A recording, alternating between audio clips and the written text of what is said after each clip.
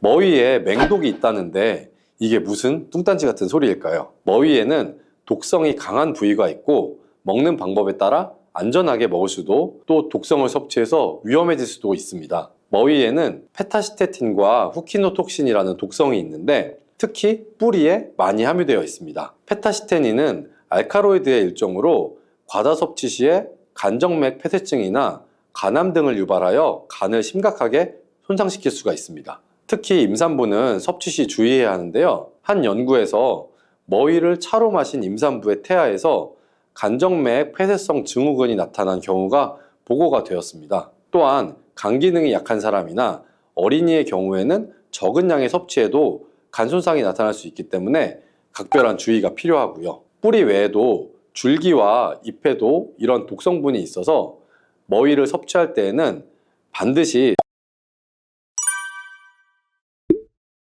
강원도에 사는 한 60대 부부는 매년 봄이 되면 머위로 된장찌개도 먹고 장아찌도 먹고 여러 가지 요리를 즐겨서 먹는데요. 그날도 저녁 시간에 머위 장아찌를 먹었는데 갑자기 호흡곤란이 와서 응급실에 실려가게 되었던 거죠. 머위는 봄이 되면 많이 먹는 나물로 쌉싸름한 맛과 풍부한 향으로 입맛을 돋아주고 당뇨와 암 예방 등 몸에도 정말 좋은 음식인데요. 그렇다면 도대체 왜 60대 부부는 호흡곤란이 와서 응급실에 실려갔었던 걸까요? 더군다나 이전에 먹을 때는 이상이 없었는데 이번에는 무슨 일이 있었던 걸까요? 머위가 몸에 좋지만 먹는 방법에 따라서 호흡곤란을 일으키고 간을 손상시켜서 심하면 간 정맥 폐쇄증 간암을 유발하며 알러지를 일으켜 알러지 쇼크가 나타날 수 있다는 거죠. 제철 나물로 사랑받는 나물인 머위 잘 알고 드셔야겠죠? 지금부터 머위의 독성, 그리고 먹을 때 주의할 점과 머위의 효능 7가지, 머위와 함께 먹으면 좋은 음식 3가지까지, 그리고 머위의 특급 조리법, 머위에 대한 모든 것을 알아볼게요.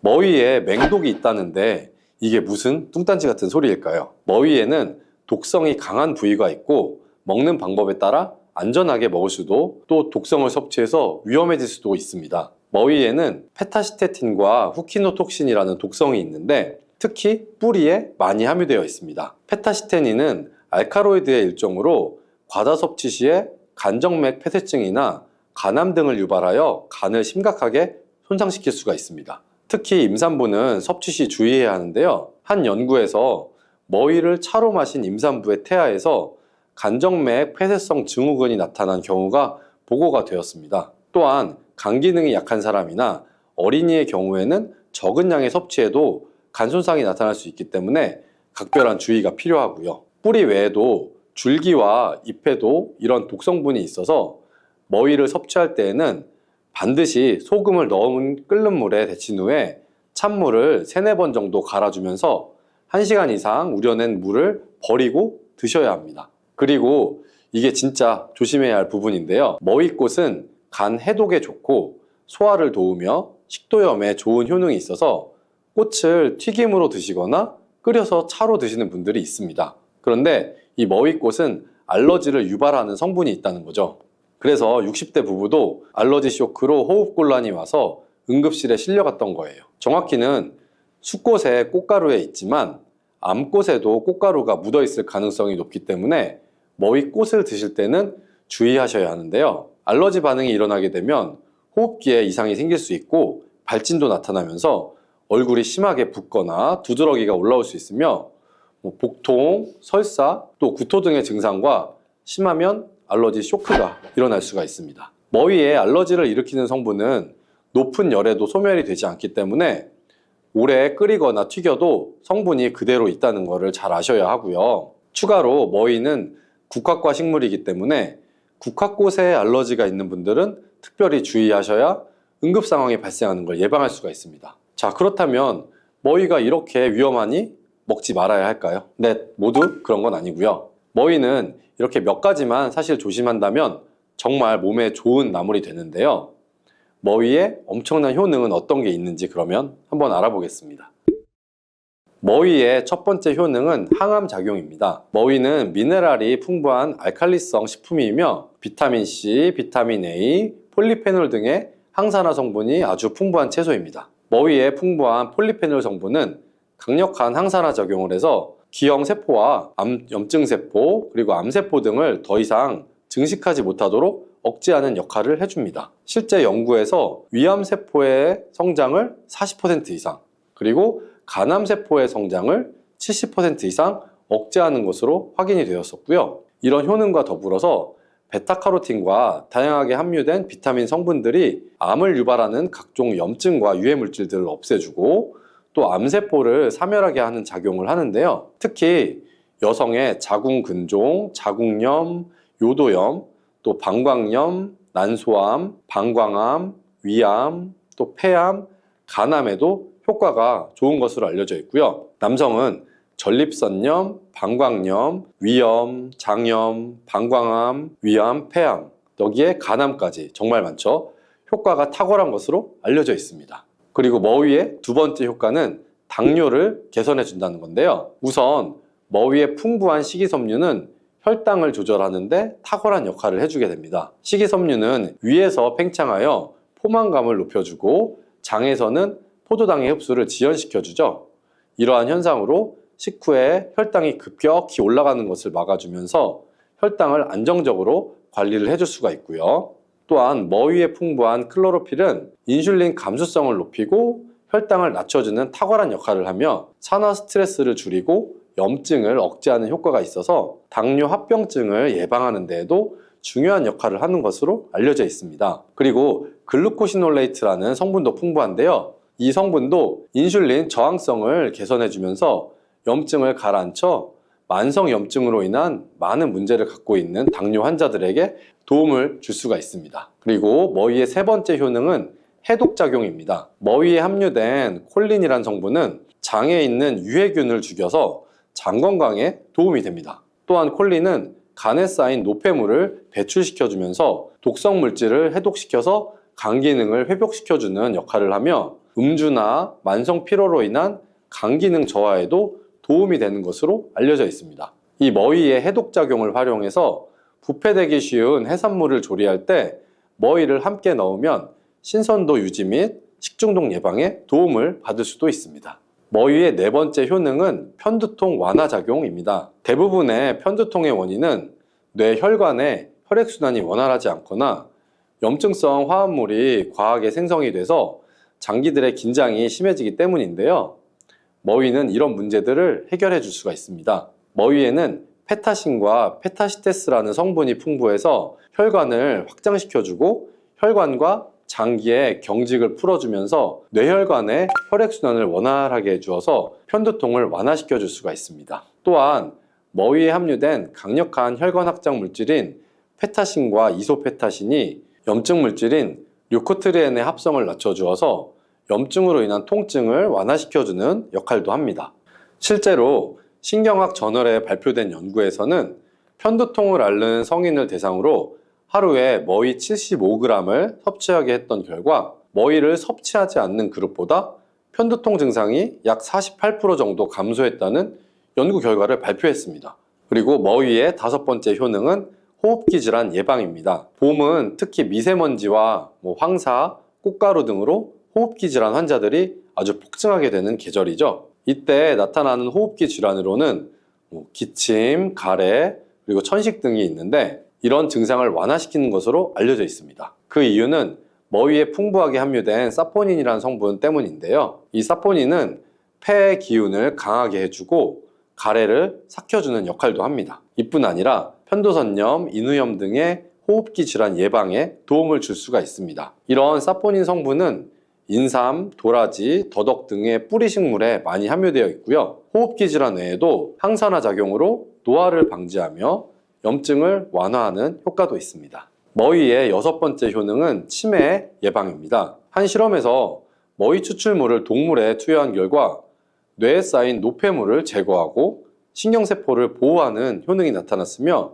기억력과 인지 능력을 향상시켜서 치매를 예방할 수 있는 것으로 보고가 되었습니다. 이는 머위에 함유된 페타시페놀, 베타카로틴, 후키놀산, 그리고 캠페롤과 같은 성분들 때문이며 뇌세포를 보호할 뿐만 아니라 비정상적인 신경세포를 분해하는 작용도 합니다. 그 결과 뇌신경을 튼튼하게 해주고 뇌 척수 속에 노폐물을 분해해 몸 밖으로 배출하여 기억력을 향상시켜 주어 치매를 예방해 주는 것입니다. 7번째 머위의 효능은 혈관 건강에 도움을 준다는 것입니다. 머위에 함유된 폴리페놀, 비타민C, 식이섬유, 그리고 칼륨 등이 혈관 건강에 관여하게 되는데요. 폴리페놀은 강력한 항산화 작용을 해서 혈관세포의 기능을 개선하고 염증을 감소시켜주고요. 비타민C는 콜라겐 합성을 촉진해서 혈관 건강을 향상시켜주고, 또 식이섬유는 혈중 콜레스테롤의 수치를 낮춰주는 역할을 합니다. 또한 칼륨은 혈압 조절에도 기여하는데요.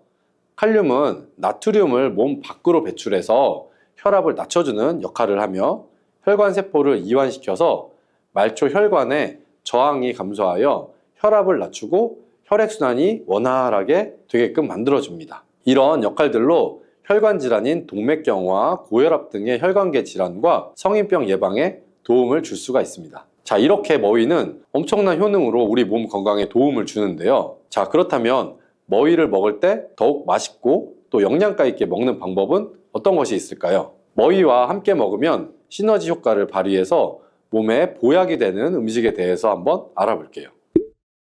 첫 번째 음식은 바로 두부입니다. 머위와 두부를 함께 섭취하면 영양 성분의 균형이 아주 좋아지는데요. 머위에 함유된 비타민C는 두부의 철분 흡수를 도와주게 되고, 또 두부의 단백질은 머위의 섬유질 소화를 촉진시켜 줍니다. 또한 두부와 머위에는 마그네슘과 칼슘이 풍부해서 골밀도를 높여주어 뼈를 튼튼하게 해주고 골다공증 예방과 골절 사고의 위험을 줄여주게 됩니다. 두부에 풍부한 이소플라본은 혈관을 이완시켜 혈압을 낮춰주는 역할을 하며 섬유질이 많아 콜레스테롤 수치를 줄여주고 항산화제도 풍부하여 심혈관 질환의 위험을 줄여주는 데 도움을 주어서 머위와 함께 섭취하게 되면 심혈관을 아주 튼튼하게 하는 보약이 됩니다. 그리고 두 번째 음식은 된장입니다. 된장은 발효를 통해서 생성된 풍부한 유산균과 다양한 영양소를 함유하고 있어서 장 건강과 면역력 향상에 도움을 주는 식품이죠. 머위에 함유된 베타카로틴과 비타민 A는 된장의 리놀렌산의 흡수를 도와 항산화 효과가 극대화가 되어서 암 예방과 또 뇌혈관의 기능을 향상시켜 치매 예방에 탁월한 효능을 발휘하게 됩니다. 된장은 머위의 쓴맛을 중화시켜서 부드럽게 만들어주는 효과가 있고, 머위의 풍부한 칼륨은 된장의 나트륨을 몸 밖으로 배출해주는 기능이 있어 된장을 더욱 건강하게 섭취할 수 있도록 도와줍니다. 된장에 부족한 비타민은 머위가 보충을 해주고, 또 머위에 부족한 단백질은 된장이 보충해 주어서 영양 성분의 균형도 잘 맞춰주는 아주 찰떡궁합의 음식이 됩니다. 그리고 세 번째 음식은 미역입니다. 미역에는 철분이 풍부하게 함유되어 있는데 머위에 풍부한 비타민C는 이 철분의 흡수를 촉진시켜주는 역할을 하게 되고요. 또한 머위와 미역에는 항산화 물질이 풍부해서 체내 활성산소를 제거하여 노화 방지와 면역력 강화에 도움을 주게 됩니다. 그리고 많은 식이섬유는 콜레스테롤을 배출시켜주고 장 건강에 도움을 주며 변비 예방에도 탁월한 효능을 나타낼 수 있습니다. 이뿐만 아니라 머위의 사포닌과 미역의 알긴산이 만나면 소화를 돕는 효능을 발휘하게 되고요. 자, 그럼 추가로 머위를 맛있게 먹을 수 있는 특급 조리법을 한 가지 알려드릴게요. 먼저 머위를 소금을 넣은 끓는 물에 약 5분 정도 충분히 데쳐 주시고요. 그 후에 찬물을 갈아주며 1시간 이상 식혀주신 다음 머위를 잘 다듬어 줍니다. 그 후 두부를 끓는 물에 한번 삶아 주시고 면포에 담아 물기를 제거하고 으깨 주시면 되고요. 먹기 좋은 크기로 자른 이 머위와 으깬 두부에다가 들기름, 다진 마늘, 고춧가루, 까나리, 매실청, 통깨를 넣고 잘 버무려 주시면 맛과 영양 성분이 모두 좋은 머위 두부 무침이 완성이 됩니다.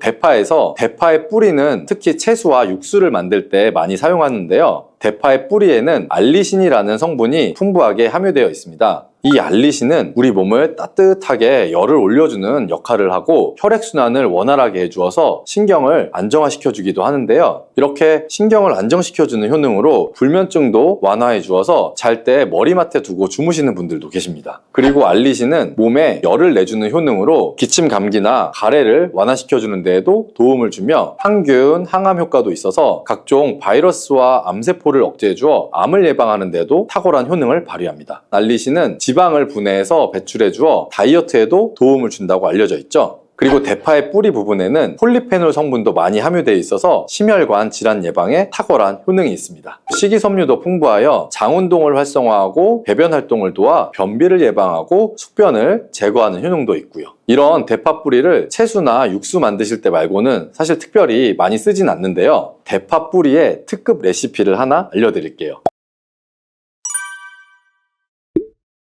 뿌리, 줄기, 이파리까지 버릴 것이 없는 대파는 정말 다양한 조리법도 있는데요. 피를 맑게 해주고 내장 지방을 없애주며 장 건강에도 좋은 풍부한 영양소들도 함유하고 있어서 반드시 먹어야 하는 채소 중에 하나입니다. 이런 대파도 함께 먹으면 보약이 되는 음식이 있고 또 독이 될 수 있는 음식도 있습니다. 그리고 먹는 방법에 따라 효능도 다르다고 하니 다양한 방법으로 드시는 것을 추천해 드리고요. 그럼 지금부터 대파의 효능과 함께 먹으면 보약이 되는 음식 3가지와 독이 되는 음식 2가지까지 알려드리겠습니다. 그리고 대파의 특급 레시피 4가지와 대파 보관법까지 대파의 모든 것을 알려드릴게요.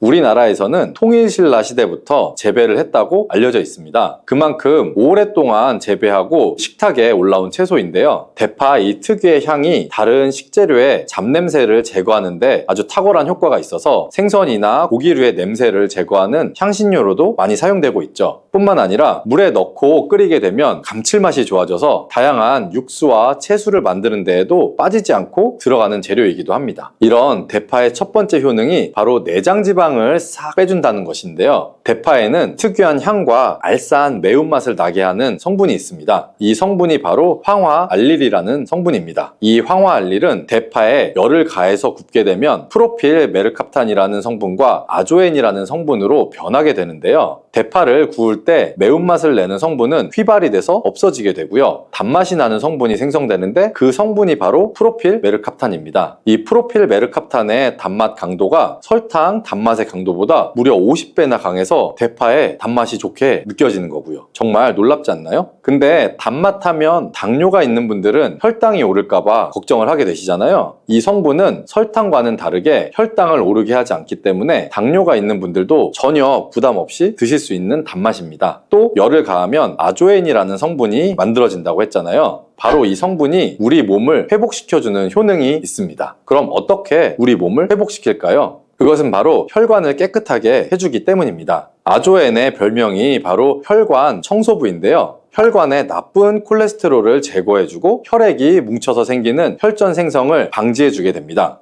혈관도 확장해줘서 혈액순환을 원활하게 해주는 역할도 해주고요. 이런 효능으로 신진대사를 원활하게 해주고 동맥경화, 고지혈증, 고혈압 등의 심혈관 질환을 예방하는 데에도 도움을 줄 수가 있습니다. 뿐만 아니라 내장지방을 분해해서 몸 밖으로 배출시켜주는 효능이 있어 건강뿐 아니라 다이어트에도 도움을 주는데요. 최근에는 다이어트 식품으로도 많이 활용이 되고 있습니다. 그리고 대파의 녹색 부분에는 베타카로틴이 풍부한데요. 이 성분이 바로 강력한 항산화 물질입니다. 이 베타카로틴은 우리 몸속의 활성산소를 제거하여 노화를 방지해주고 피부의 탄력도 유지해주며 주름을 예방하는 효능도 탁월해서 피부 미용에도 좋은 영양소입니다. 그리고 면역세포의 기능을 강화시켜주기 때문에 감기나 독감 등의 질병을 억제해주고 알레르기 반응을 줄여주는 효과도 있답니다. 또한 베타카로틴은 눈의 피로도 해소해주게 되죠. 시력을 보호하고 야맹증과 안구 건조증을 예방하는 데에도 도움을 줄 수가 있고요. 대파의 베타카로틴은 구울 때 약 2.5배 정도가 증가한다고 하는데요. 이런 대파의 효능을 극대화시켜서 먹을 수 있는 방법이 있습니다. 대파의 특급 레시피를 소개해 드릴게요. 우선 대파를 깨끗하게 씻어 주시고요. 5cm 정도로 잘라 주시면 됩니다. 대파를 반으로 갈라 주셔도 되고 그냥 사용하셔도 상관없고요. 기름을 두르지 않은 팬에다가 대파를 올린 다음에 구워 주시는데 앞뒤로 골고루 약간 탄 것 같이 잘 구워 주시면 되고요. 이제 장을 만들 건데요. 물을 2컵 정도 해서 넣어주시고 간장을 반컵 정도 넣어줍니다. 그리고 고춧가루와 참기름을 1스푼씩 넣어주세요. 이렇게 넣고 한번 끓여주시고 다 끓고 나면 식초를 반 스푼 정도 넣어주시면 됩니다. 이렇게 만들어진 양념장을 구운 대파를 넣은 그릇에 붓고 하루 정도 숙성시켜서 드시면 됩니다. 물론 바로 드셔도 되지만 숙성시켜 드시면 더 맛있는 대파 요리를 드실 수가 있습니다. 그리고 대파에서 대파의 뿌리는 특히 채소와 육수를 만들 때 많이 사용합니다. 사용하는데요. 대파의 뿌리에는 알리신이라는 성분이 풍부하게 함유되어 있습니다. 이 알리신은 우리 몸을 따뜻하게 열을 올려주는 역할을 하고 혈액순환을 원활하게 해주어서 신경을 안정화시켜주기도 하는데요. 이렇게 신경을 안정시켜주는 효능으로 불면증도 완화해 주어서 잘 때 머리맡에 두고 주무시는 분들도 계십니다. 그리고 알리신은 몸에 열을 내주는 효능으로 기침 감기나 가래를 완화시켜주는 데에도 도움을 주며 항균, 항암 효과도 있어서 각종 바이러스와 암세포를 억제해 주어 암을 예방하는 데도 탁월한 효능을 발휘합니다. 알리신은 지방을 분해해서 배출해 주어 다이어트에도 도움을 준다고 알려져 있죠. 그리고 대파의 뿌리 부분에는 폴리페놀 성분도 많이 함유되어 있어서 심혈관 질환 예방에 탁월한 효능이 있습니다. 식이섬유도 풍부하여 장운동을 활성화하고 배변 활동을 도와 변비를 예방하고 숙변을 제거하는 효능도 있고요. 이런 대파 뿌리를 채소나 육수 만드실 때 말고는 사실 특별히 많이 쓰진 않는데요. 대파 뿌리의 특급 레시피를 하나 알려드릴게요.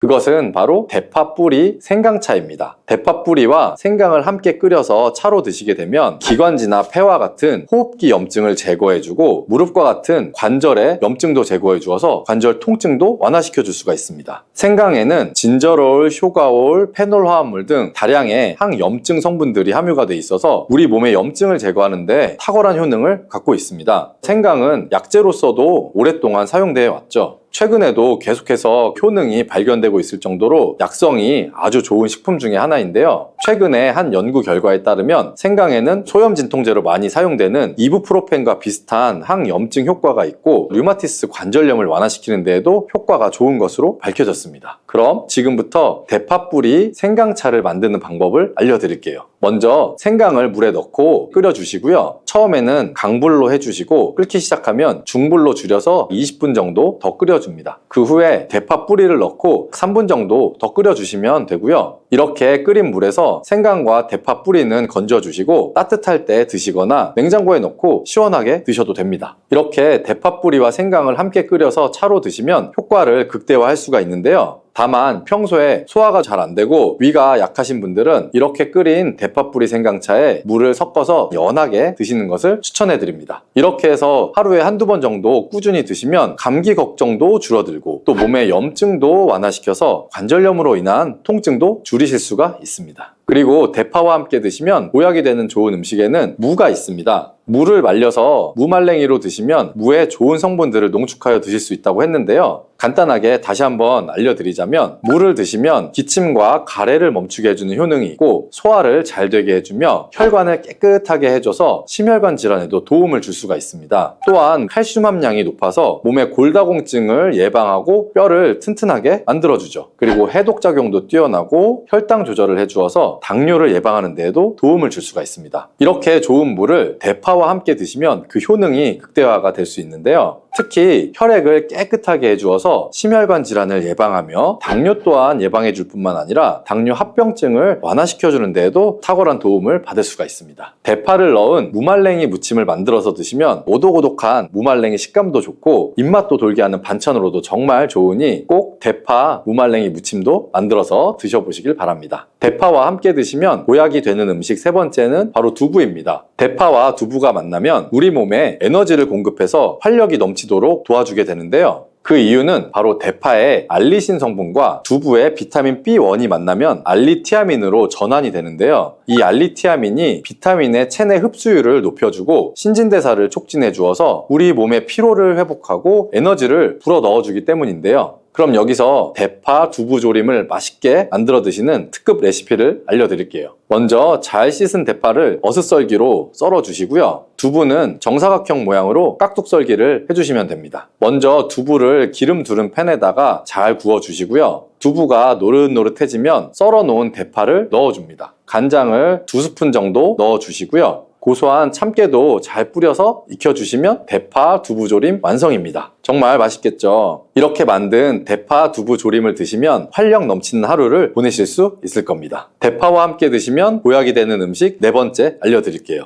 그것은 바로 대파 팽이버섯 부침입니다. 팽이버섯은 버섯 중에서도 버섯의 키토산의 성분이 가장 많이 함유하고 있을 뿐만 아니라 식이섬유가 정말 풍부하게 함유되어 있는데요. 버섯 키토산은 혈액 속에 지방을 분해하고 콜레스테롤을 제거해서 고혈압, 동맥경화, 심장병 같은 심혈관 질환 배변을 예방할 뿐 아니라 체내에 지방을 흡착해서 배출시켜 주어 내장 지방을 줄여주는 데에도 탁월한 효능이 있습니다. 또한 체내에 쌓여있는 이 중금속의 배출을 돕고 간 건강을 돕는 효능도 있다고 알려져 있고요. 그리고 풍부한 식이섬유가 있어서 배변 활동을 도와 숙변을 제거하는 데에도 큰 도움을 줍니다. 하지만 이 팽이버섯의 세포벽은 아주 단단하기 때문에 그냥 드시게 되면 좋은 성분을 흡수하기가 힘든 점이 있는데요. 열을 가하게 되면 이 세포벽이 깨지면서 영양 성분의 흡수율을 높일 수가 있습니다. 이런 팽이버섯과 대파를 함께 드시게 되면 내장 지방을 제거하고 혈관을 깨끗하게 해주는데 탁월한 음식이 되는 것이고요. 먼저 팽이버섯의 밑둥은 잘라버리시고요. 팽이버섯을 적당한 크기로 잘 썰어주세요. 그리고 흐르는 물에다가 잘 씻어주시면 되고요. 그리고 대파는 어슷썰기로 잘게 썰어주세요. 적당한 용기에다가 계란을 넣고 풀어주시고요. 팽이버섯과 대파를 넣어서 잘 섞어주시고 소금을 한 꼬집 넣어서 간을 해주시면 됩니다. 이제 잘 달궈진 팬에다가 기름을 두르고 부쳐주시면 됩니다. 정말 쉽죠?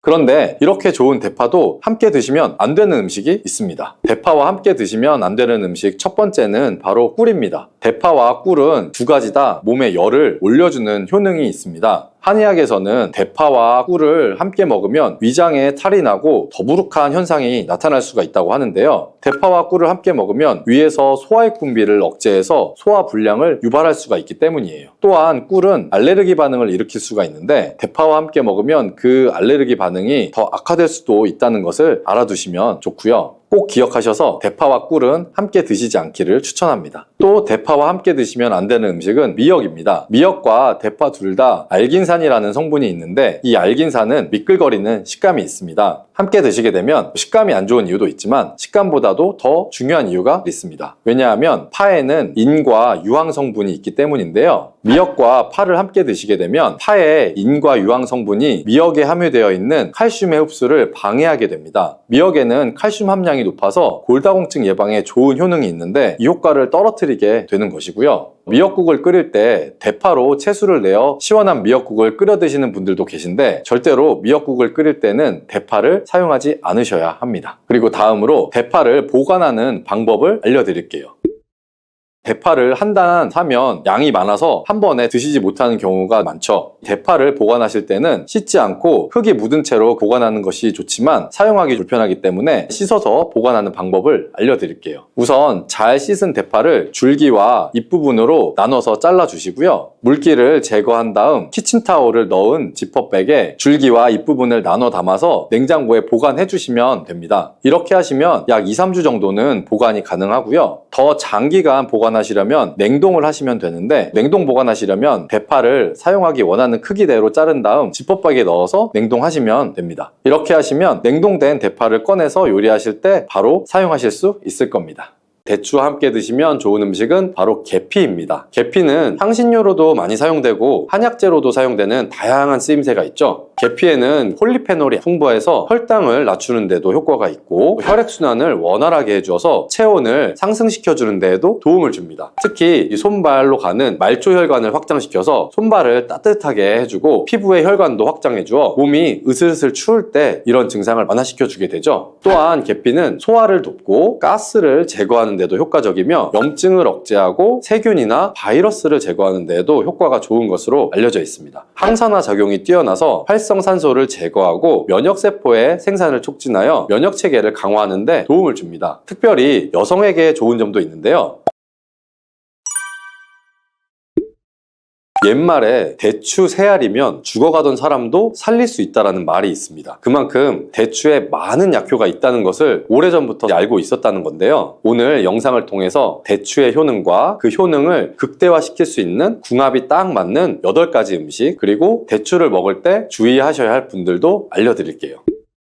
대추와 함께 먹으면 보약이 되는 음식 첫 번째는 바로 칡입니다. 대추에는 불면증을 개선하고 신경을 안정시켜주고 스트레스를 해소하는 데 도움을 주는 효능이 있습니다. 이런 효능이 칡과 함께 먹으면 약효가 배가 되어서 도움을 주게 되는데요. 대추에는 갈락토스, 메가당 등의 성분이 풍부하여 긴장을 풀어주고 신경을 안정화시켜주어 불면증을 완화시켜줄 수가 있습니다. 또한 대추 씨에는 사포닌이 함유되어 있는데 이 성분이 중추신경계를 안정화시켜주는 효과가 있어서 신경을 이완시켜주면서 수면을 유도하는 데 도움을 줍니다. 그리고 혈액순환을 개선시켜 주어 몸을 따뜻하게 해주고 이로 인해 수면의 질을 향상시켜 주는 것으로 알려져 있습니다. 이런 효능들이 칡 속에 함유된 이소플라본과 만나서 시너지 효과를 내게 되는데요. 칡은 우리 몸의 상체에 있는 열을 내려주어서 수면 장애를 개선시켜주는 식품으로 많이 알려져 있습니다. 이소플라본이 몸에 열을 내려주고 근육의 긴장도 풀어주면서 이완시켜주기 때문에 숙면을 취하는데 도움을 줄 수가 있는 것이죠. 대추와 칡을 함께 복용하는 방법은 차로 만들어서 드시면 되는데요. 만드는 방법도 알려드릴게요. 물 3리터 정도의 대추는 8알, 칡은 약 30g 정도를 넣으시고 물이 반 정도 줄어들 때까지 끓여서 차로 따뜻하게 드시면 됩니다. 특히 여성들에게 적극 추천드리는데요. 그 이유는 칡에 함유되어 있는 이소플라본의 양이 석류나 콩에 함유된 양보다 훨씬 많기 때문입니다. 이소플라본은 중년 이후 여성들의 갱년기 증상 완화에 직접적으로 도움을 주죠. 꼭 기억하시면 좋겠습니다. 두 번째로 대추와 함께 먹으면 좋은 음식은 바로 영지버섯입니다. 영지버섯의 맛은 쓴 것이 특징이고 대추는 단맛이 특징입니다. 대추와 영지버섯이 만나면 이 영지버섯의 쓴맛을 대추의 단맛으로 중화를 시킬 수가 있고요. 영지버섯에는 베타글루칸이 풍부하게 함유되어 있어서 면역력을 강화시켜주는데 정말 좋은 음식이 되고 또한 레티난이라는 성분도 풍부한데요. 이 성분이 강력한 항암작용을 해서 암세포의 증식을 억제하고 암의 재발을 방지하는 데 도움을 줍니다. 그리고 영지버섯에는 불포화지방산이 풍부하게 함유되어 있어서 혈관 내 콜레스테롤 수치를 낮춰주고 혈액순환을 원활하게 해서 혈관 건강을 개선하는 데 도움을 주고요. 또한 영지버섯은 자율신경을 안정시켜주기 때문에 불면증을 개선하는 데에도 탁월한 효능을 발휘합니다. 한의학에서는 신경쇠약으로 작은 일에도 가슴이 뛰는 증상이 쉽게 가라앉지 않고 잠이 잘 안 오는 분들에게 처방하는 약재이기도 합니다. 이런 효능들이 대추와 만나면 그 효과가 극대화가 되는데요. 대추와 영지버섯을 함께 차로 끓여 드시게 되면 불안했던 마음도 진정이 되고 안정화가 되는 효능이 더 상승하기 때문이죠. 세 번째, 대추와 함께 먹으면 좋은 음식은 상황버섯입니다. 대추와 상황버섯을 함께 드시면 면역력과 항암 효과가 극대화되는데요. 대추에 풍부한 베툴린산 성분은 강력한 항염 작용으로 염증을 억제하고 항암 작용으로 암세포를 억제하여 종양 증식을 방지하는 효능이 있습니다. 이런 대추의 항염, 항암 작용을 극대화하는데 상황버섯이 도움을 주게 되는데요. 상황버섯에도 다당류인 베타글루칸 성분이 풍부해서 항암 효과와 면역력을 강화하는 데 도움을 줍니다. 약재로 사용하는 대부분의 버섯에는 베타글루칸 성분들이 함유가 되어 있는데요. 식약처에서 건강기능식품의 원료로 인정한 버섯은 상황버섯, 영지버섯, 표고버섯 등이 있습니다. 네 번째, 대추와 함께 먹으면 좋은 음식은 바로 양파입니다. 대추는 간세포의 독성 수치를 정상으로 회복하는 효능이 있는데요. 이것은 대추에 함유된 사이클릭 AMP라는 성분이 항염증, 항지질의 효과를 갖고 있기 때문이에요. 이때 양파와 함께 복용을 하면 효과가 배가 되는데요. 양파에 함유된 글루타치온 성분이 간의 해독작용을 도와서 간의 피로도를 낮춰주는데 효과가 있는 것으로 알려져 있죠. 대추와 양파는 함께 차로 끓여 드시면 되는데요. 만드는 방법도 알려드릴게요. 물 2리터 정도의 대추 10알과 양파 반 개를 넣고 끓여주시고 물이 반 정도로 줄 때까지 졸여서 차로 드시면 됩니다. 다섯 번째, 대추와 함께 드시면 좋은 음식은 바로 계피입니다. 계피는 향신료로도 많이 사용되고 한약재로도 사용되는 다양한 쓰임새가 있죠. 계피에는 폴리페놀이 풍부해서 혈당을 낮추는 데도 효과가 있고 혈액순환을 원활하게 해주어서 체온을 상승시켜주는 데에도 도움을 줍니다. 특히 이 손발로 가는 말초혈관을 확장시켜서 손발을 따뜻하게 해주고 피부의 혈관도 확장해주어 몸이 으슬으슬 추울 때 이런 증상을 완화시켜주게 되죠. 또한 계피는 소화를 돕고 가스를 제거하는 데도 효과적이며 염증을 억제하고 세균이나 바이러스를 제거하는 데에도 효과가 좋은 것으로 알려져 있습니다. 항산화 작용이 뛰어나서 활성산소를 제거하고 면역세포의 생산을 촉진하여 면역체계를 강화하는 데 도움을 줍니다. 특별히 여성에게 좋은 점도 있는데요. 자궁을 따뜻하게 만들어 주어서 여성 질환에 많은 도움을 주는 식품이고요. 계피는 다만 매운맛이 강하고 위나 식도에 자극을 줄 수가 있기 때문에 단독으로 먹기에는 불편한데요. 대추와 함께 드시면 이런 문제를 줄여줄 수가 있습니다. 여섯 번째, 대추와 함께 드시면 좋은 음식은 생강입니다. 한의학에서는 대추와 생강을 함께 한약재로 처방을 많이 하는데요. 강삼조이라고 해서 생강 3쪽과 대추 2알을 뜻하게 됩니다. 대추와 생강을 함께 섭취하게 되면 위장 위장이 약한 사람의 소화 기능을 도와서 영양분의 흡수율을 높이고 흡수된 성분들이 몸 전체로 잘 퍼지게 하는 작용을 할 수가 있습니다. 대추와 생강을 함께 섭취하게 되면 생강의 쇼가올 성분이 소화액 분비를 촉진해서 대추로 인한 위장의 불편함을 해결할 수가 있고, 대추는 생강의 자극을 중화시켜 위장에 주는 부담을 줄여줄 수가 있습니다. 이렇게 대추와 생강을 넣고 끓인 것을 강조탕이라고 하는데요. 수족냉증이나 평소에 몸이 찬 분들이 드시면 몸이 따뜻해지는 효과를 누릴 수가 있습니다. 조금 전에 알려드린 계피까지 함께 넣고 끓이셔도 좋은데요. 만드는 방법을 알려드릴게요. 대추 5알, 생강 4쪽, 계피는 5g, 물 2리터 정도를 넣고 끓여서 반 정도 줄어들 때까지 졸이시면 됩니다. 7번째, 대추와 함께 드시면 좋은 음식은 마늘입니다. 마늘은 항암 식재료로 정말 유명하죠. 이 항암 작용뿐만 아니라 피를 맑게 해주고 면역력을 강화하는 데에도 좋은 음식입니다. 마늘은 혈관 확장을 촉진해주고 혈류를 개선해서 고혈압을 줄이는 데도 도움이 될 수가 있고요. LDL 콜레스테롤 수치를 낮추고 혈전 생성을 억제하기 때문에 심장질환, 뇌졸중의 위험을 줄이는 데도 도움이 될 수가 있습니다. 항균 및 항박테리아 특성을 지닌 알리신과 같은 화합물을 함유하고 있어서 전반적인 면역 체계를 강화하는 데 도움이 됩니다. 미국의 국립암연구소를 비롯한 각종 기관의 연구에 따르면 마늘을 지속적으로 섭취한 사람이 그렇지 않은 사람에 비해서 폐암, 전립선암, 위암, 대장암 등 암 발병률이 낮은 것으로 나타났습니다. 마늘과 대추의 음식 궁합이 좋아서 대추와 마늘의 효능이 극대화가 되는데요. 마늘과 대추를 함께 먹는 대표적인 음식으로는 삼계탕이 있습니다. 8번째, 대추와 함께 드시면 좋은 음식은 통밀입니다. 통밀에는 비타민 B가 풍부하게 함유되어 있죠. 이 비타민 B는 우리 몸의 에너지 생산에 중요한 역할을 하고 신경 전달 물질인 세로토닌의 생성을 돕기 때문에 기분을 안정시키고 스트레스를 완화시키는 데에도 효과적입니다. 또한 통밀은 식이섬유가 풍부하여 장 건강에 도움을 주고 혈당 상승을 억제해주는 효능이 있어서 혈당 유지에도 도움을 줍니다. 그리고 비타민 E, 칼륨 성분이 풍부하게 함유되어 있어서 콜레스테롤이 체내에 쌓이는 것을 억제하고 혈관 건강을 유지하는 데도 도움을 주죠. 대추와 통밀을 함께 섭취하면 뇌 혈류량을 증가시켜주고 갱년기의 우울증을 완화시켜주며 스트레스 저항력을 높여주고 불안 증세를 낮춰주는 효능이 있습니다. 특히 신경성으로 나타나는 증상을 완화시켜주는데요. 신경성 위염, 신경성 장염, 불면증, 신경성 편두통 등에도 효과가 좋은 것으로 알려져 있습니다. 또한 자율신경의 균형을 잡아주기 때문에 심장 신경을 안정화시켜 주어서 마음을 편안하게 해주는 데도 도움을 줄 수가 있습니다. 대추와 통밀을 함께 끓여서 차로 만들어 드셔도 좋고요. 대추를 잼으로 만들어서 통밀빵에 발라 드셔도 좋습니다. 이 외에도 대추에 함유된 여러 비타민과 식이섬유, 플라보노이드, 미네랄 등이 노화를 방지해주는 효능이 있고, 특히 대추의 식이섬유는 우리 몸에 쌓이는 발암물질을 흡착시켜서 몸 밖으로 배출해주는 효능이 있어서 암 예방에도 도움을 줄 수가 있습니다. 또 대추에 함유된 베타카로틴은 체내에 발생되는 활성산소를 제거해주며 피부 미용에도 도움을 주는 것으로 알려져 있습니다. 대추에는 칼륨이 바나나보다 2배 이상 함유되어 있어서 체내에 나트륨을 배출하는 데에도 탁월한 효능을 발휘해주죠. 이로 인해서 고혈압을 방지하는 데 도움을 줍니다. 그리고 베툴린산, 알파토란이라고 하는 성분이 풍부해서 위염을 억제하고 예방하는 효능도 있습니다. 대추는 이렇게 좋은 효능들로 건강에 많은 도움이 되지만 모두에게 좋은 건 또 아닙니다. 그럼 대추를 드실 때 주의하셔야 할 분들을 알려드려야겠죠.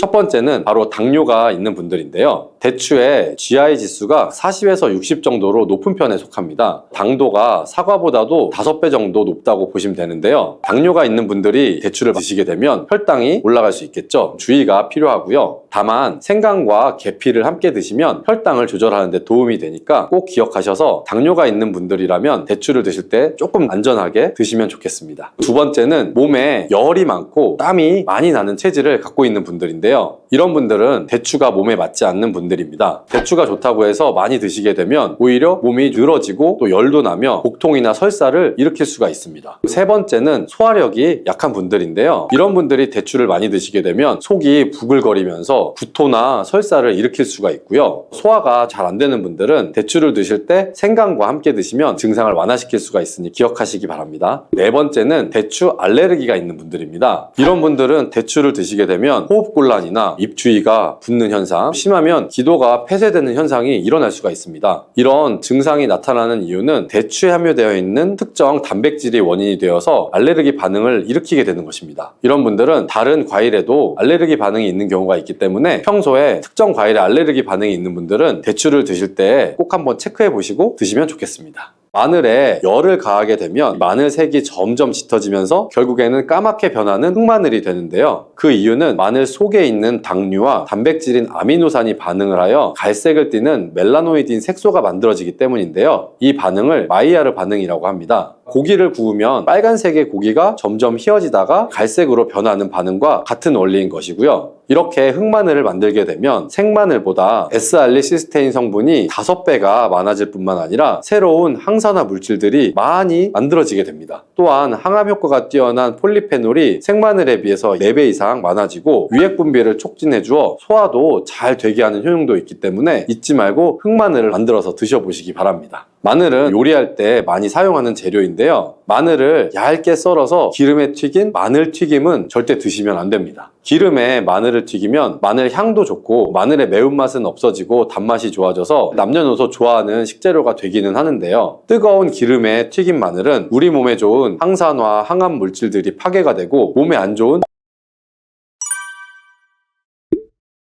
여러분, 마늘이 몸에 좋다는 사실은 너무나도 잘 알고 계시죠? 그런데 이것과 함께 먹으면 암과 치매에 걸린다니 깜짝 놀라셨나요? 아무리 몸에 좋은 마늘이지만 함께 먹으면 오히려 독이 되는 음식들도 있습니다. 그리고 마늘은 생마늘, 구운 마늘, 찐 마늘, 절인 마늘, 흑마늘 등 먹는 방법이 아주 다양하잖아요. 이렇게 먹는 방법에 따라서도 우리 몸에 주는 효능이 다르게 됩니다. 그리고 여기서 잠깐, 마늘 껍질은 대부분 먹지 않고 버리시죠. 마늘 껍질을 오늘부터 는 절대 버리지 마시길 바랍니다. 마늘 껍질을 왜 먹어야 하는지 그리고 또 어떻게 먹어야 하는지 알려드릴게요. 마늘과 절대 함께 드시면 안 되는 음식과 마늘과 함께 드시면 좋은 음식 그리고 마늘과 마늘 껍질의 효능까지 마늘에 대한 모든 것을 알려드릴게요.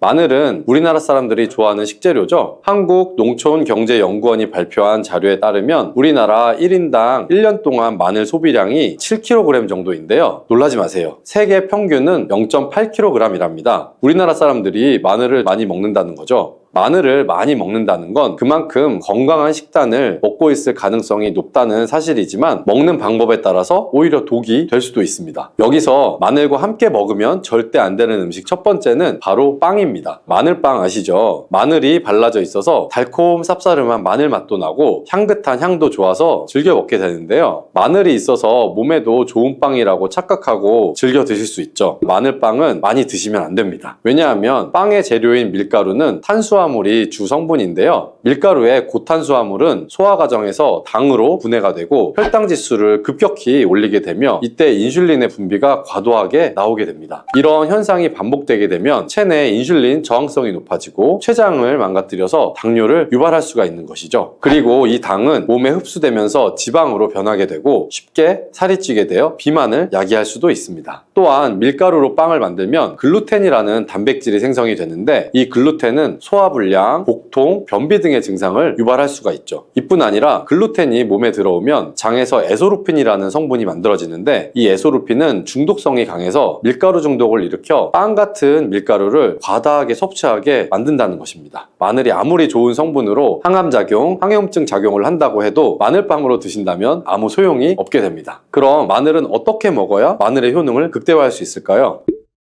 마늘은 생으로 드실 때도 물론 좋지만 익혀서 드실 때 더욱 좋습니다. 몸에 보약이 되는 마늘 먹는 법을 알려드릴게요. 첫 번째는 마늘밥입니다. 국립농업과학원에 따르면 마늘의 S알리시스테인 함량을 조리법에 따라서 조사한 결과 생마늘일 때 S알리시스테인 함량이 2.77mg 정도가 되었고 삶기 시작한 후에 30분 정도 지나면 4.92mg이 되었으며 1시간이 지났을 때는 9.16mg으로 생마늘에 비해 무려 4배 이상 많아진다고 했습니다. 뿐만 아니라 121도의 온도에서 1시간 동안 마늘을 쪘을 때 S알리시스테인 함량이 50.24mg으로 생마늘보다 18배 정도나 높다고 연구 결과를 발표했습니다. 따라서 마늘을 드실 때는 1시간 이상 끓여서 드시는 것이 좋겠죠. 이런 방법이 번거로우시다면 추천드리는 방법이 바로 마늘밥입니다. 밥을 할 때 마늘을 넣는 건데요. 1인분을 할 때 마늘을 한 3-4알 정도씩 넣어서 밥을 하시면 됩니다. 현미가 있다면 현미를 넣은 마늘 마늘밥을 하시면 더욱 좋은데요. 현미 속에는 티아민이라는 성분이 있는데 마늘의 S알리시스테인과 현미의 알리티아민 두 가지 성분을 모두 섭취하여 항암 효과뿐 아니라 피로회복, 근육통 완화에도 좋은 밥이 되는 것이죠. 그럼 마늘밥을 하기 위해 마늘을 까고 나면 껍질은 어떻게 하셨나요? 다 버리셨죠? 오늘부터는 절대 버리지 말기 바랍니다.